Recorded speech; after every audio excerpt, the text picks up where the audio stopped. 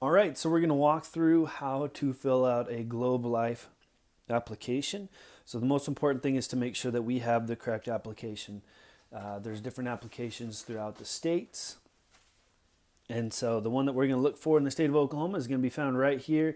That's that EGLF-AP35. So make sure that you're writing on that one for the state of Oklahoma. First thing is important, wherever you're at, just write that at the top of the application. So for this example, we're at the probation and parole at the Jeff McCoy County Intake, which is a Department of Correction. So let's get into it. Line one, you put their name, so first name, middle initial, last name, their street address, city, state, zip, social security number. It says right here driver's license, but we're not going to do that. Just put their email address if they have one, just another way for us to contact them. Number 5 is home telephone number, work telephone number. If they don't know what the work number is, that's fine. You don't have to list that. Number 6 is a payroll center. This is very important because this is how we track these clients. And so make sure that we're putting these exactly how they're listed on Google Calendar or on Google Drive. And we will be going over that information in another video, but it's very important that we get that correct. City, state, this is for where the payroll is located. All of them are going to be in Oklahoma City, Oklahoma. And then in this right here, you're going to put the department code. And so for this, the Department of Corrections is 131. So you're always going to find this after you see this A165 number. The next number after that, 131, that's going to be the department code. It's going to be different for every single department. So put the department code. Number 7 here, will they be replacing any existing life insurance or annuity contract? And so this is always going to be no. So even if they tell you that they're going to get rid of their other life insurance, that's up for them to decide because they could change their mind. So we're always going to put no on that. Number 8, this is personal information. So the employee, this is where you're going to write their name. The relationship's going to be self, put their height and weight and their birthday, their age. We'll always leave amount of insurance blank, but we will put in the premium amount and then the plan code. So this is going to be different for everyone that you sit down with. Everybody that's under 55 will get the ordinary life paid up at age 65. Everybody that's over 55 is just going to get the ordinary life, which is OL. Now, depending on their health status and the plan that they get, is if they were to qualify for the accidental death benefit rider. And so remember that accidental death benefit rider, that's at $32,000 if they're ever killed in an accident. They pay an extra dollar for it. So make sure that you reflect that in the weekly premium.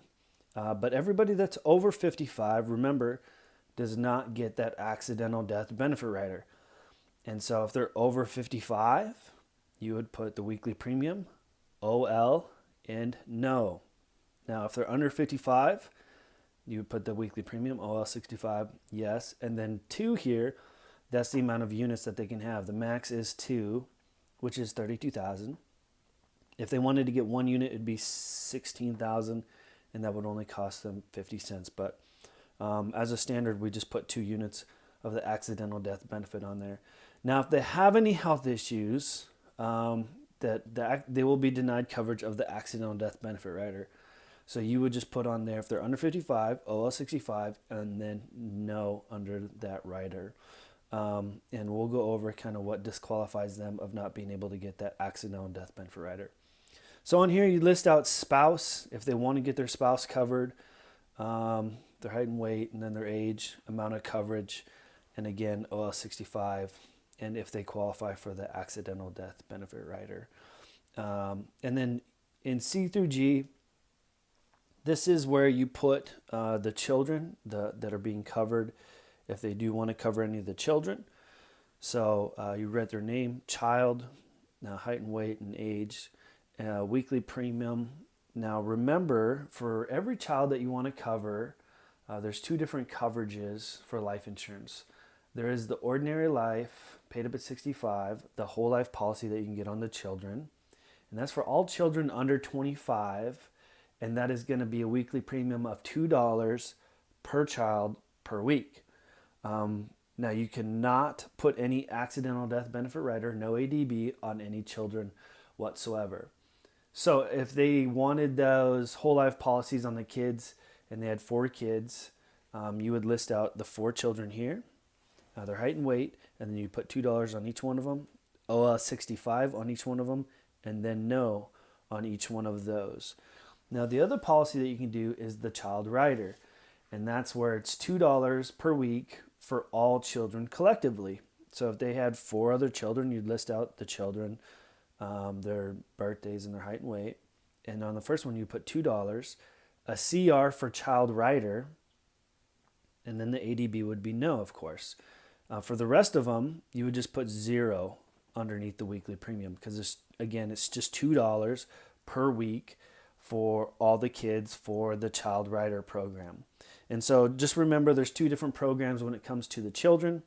The OL 65, which is that whole life program, and that's for 25 and younger, and that's $2 each per child per week, and that policy never expires, and it does carry cash value. Or they can do the child rider policy, and that child rider is everybody under 23. All the children under 23 get $10,000 of coverage, and that is just $2 for all those children collectively. But that policy is a term insurance that does expire at the age of 25, but can be rolled over to the children, and it does not have a cash value. So that's the kids. Now we have the employee beneficiary, and so this is the beneficiary of the applicant, and so they chose a spouse on here. Now, if they're going to choose a child or a brother or mother, just make sure you just list out the relationship and maybe a phone number to contact in case that person were to pass away. Now, for the spouse and the kids, the applicant is automatically the beneficiary. So there's some people will ask you, well, what happens if my child dies? Well, the applicant is automatically the beneficiary. Let's talk about the health questions now. It's important to walk through each one of these, but if we look at the top of here, is the person hospitalized in a nursing facility, or the proposed require the use of a wheelchair? Hopefully that's going to be no. Now, number 11, A, B, and C, this is in the last 5 years, has the proposed insured ever been medically diagnosed or treated by a physician for, and then it lists all these out. Now, just walk through all of these and just read them. If they answer yes to any of these, then they will not be eligible for that accidental death benefit rider. And so a lot of times people will have these issues, and so it's just important to just be truthful on the application so it doesn't come back to bite you in the butt. But then also, hopefully you would have pre-qualified them and asked them if they had any health issues before you get to the application, and they would know that if they do have any health problems that they would not be eligible for the accidental death benefit rider, and that their policy will be graded. Now, let's talk about what that means to have a graded policy. The graded policy, if they do have any health issues, if they answer yes to any of these questions, that information is at the bottom of this page right here. And so it walks through and it says that I fully understand that the company should classify any proposed insured a substandard or graded. The death benefit payable to during the first 3 certificate years shall be percentage of the face amount of the insurance that follows. 25% for the first certificate year, 50% for the second, 75% for the third, and then 100% for the 4th year thereafter. So basically what this means that if someone has $100,000 in life insurance and they have diabetes, then and they were to pass away within that first policy year, that $25,000 would go to the beneficiary. 2 years would be $50,000, 3 years $75,000, and then the 4th year would be $100,000. So just for them and for you to understand, make sure that you disclose that information, because when they do get their policy in the mail and it is graded, it's going to reflect the amount of coverage that they have covered there. So if they have a $40,000 in coverage and they're substandard, then when they get their policy in the mail, it's going to show 10,000. Even though after the fourth year, they will get they'll have that $40,000 of life insurance. So at the top here, this is where we're going to list any of the illnesses. So the PI, which is the proposed insured line number, and then the question number. So you're going to find that at the top over here. And so the proposed insured, so let's just say John Doe has diabetes. So you put 8A, and then diabetes is under B here. So 11B.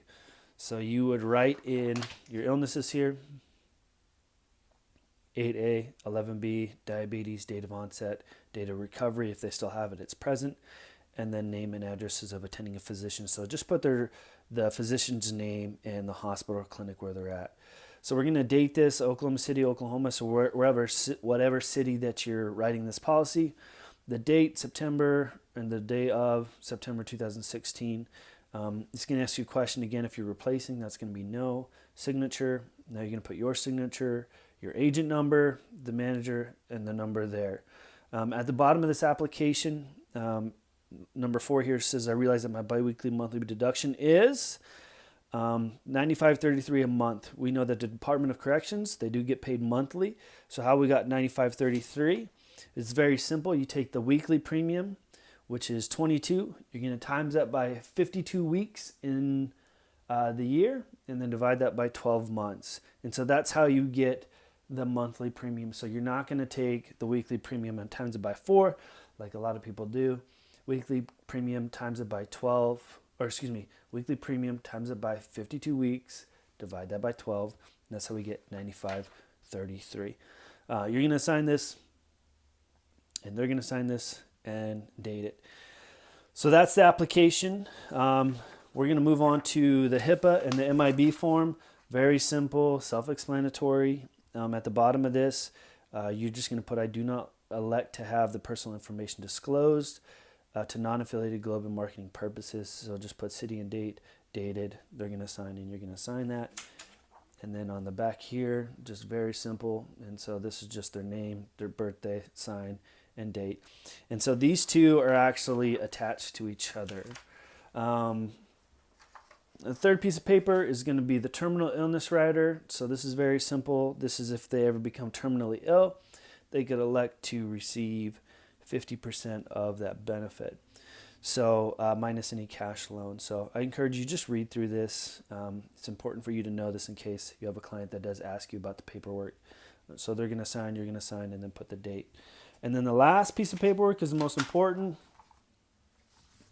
and that's going to be the salary deduction form.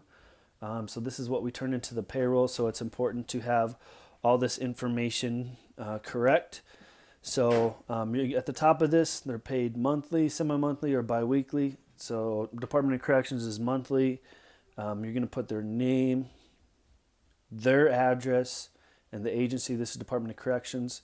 Initial deduction per pay period. So this is $95.33 again. The payee code number. So A165. This is Globe Life's payroll slot, and so this is just for the payroll center. Social Security number, the city that they live in, the agency code number, again, that goes back to the application. And so on here we have 131, 131, and again 131. And then the effective pay period, ask them when they're getting paid next, and you're going to put that on there, the date, and then they're going to sign this. Now this is a carbon copy, so the original goes to the payroll department, so it's very important to make sure that you print legibly and neat, because this is going to the payroll center and they have to have the original. You're going to get the middle copy and they're going to get the back copy. And so that way they know exactly how much is coming out for their life insurance. So other than that, pretty simple. If you guys have any questions, let us know.